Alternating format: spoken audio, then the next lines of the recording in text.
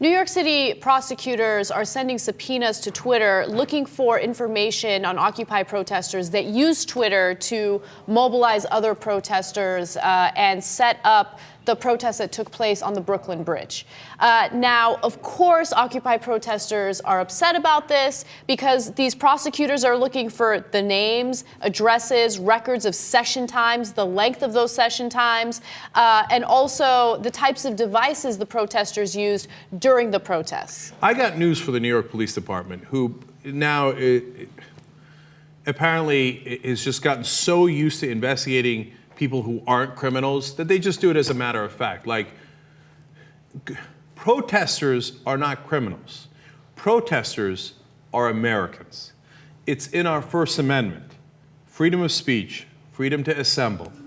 We are supposed to ask our government We're supposed to hold our government accountable. To fix things. We were supposed to ask for a redress of grievances. We're supposed to be American citizens and participate in our democracy. That doesn't make us criminals.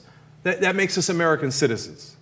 And now you're going to go investigate all these people. There's no crime left in New York? There's no real crime left in New York, this right? This isn't even about crime. Of course, this is about intimidation. The spring is coming.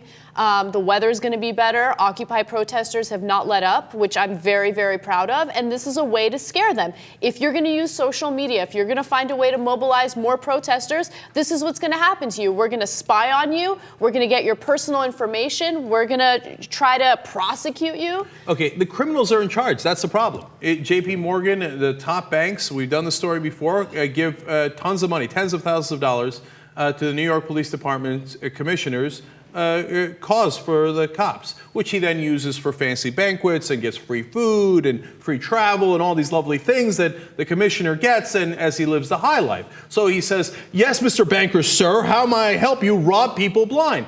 And look, this isn't figurative, it's literal. MF Global took $1.6 billion of depositors' money.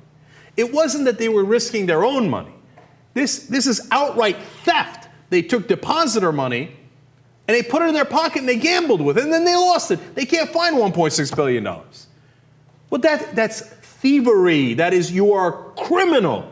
How many prosecutions? None. How many prosecutions when there was literally record-breaking worldwide mortgage fraud in 2008 that collapsed our entire economy, cost us over 10 million jobs? How many prosecutions of the major bankers? None. Because the major bankers own the police. They own our government. They own the politicians. They own the New York Police Department. And what will the New York Police Department do? If you say these things that are absolutely true, they will investigate you. So they'll investigate us. Oh, I got a double whammy. I come from a Muslim family, and according to the New York Police Department, we're all guilty. We all murderers and rapists, you shouldn't investigate. But Muslims are worse. They're all assumed to be worse. You should spend all your time looking after innocent Muslims instead of going after, actual criminals. And then what's even worse than Muslims is Occupy protesters. How dare you not bow your head and grovel at the feet of Goldman Sachs and JP Morgan and MF Global? How dare you not do it? Don't you know, didn't you get the memo? The criminals are now in charge and they bought the police. Didn't you get the memo? Well, I'm going to investigate you. Oh, you sent the wrong tweet. That guy robbed $1.6 billion. He's free to go. You sent a tweet I didn't like. The New York Police Department is going to investigate you. The criminals are in charge.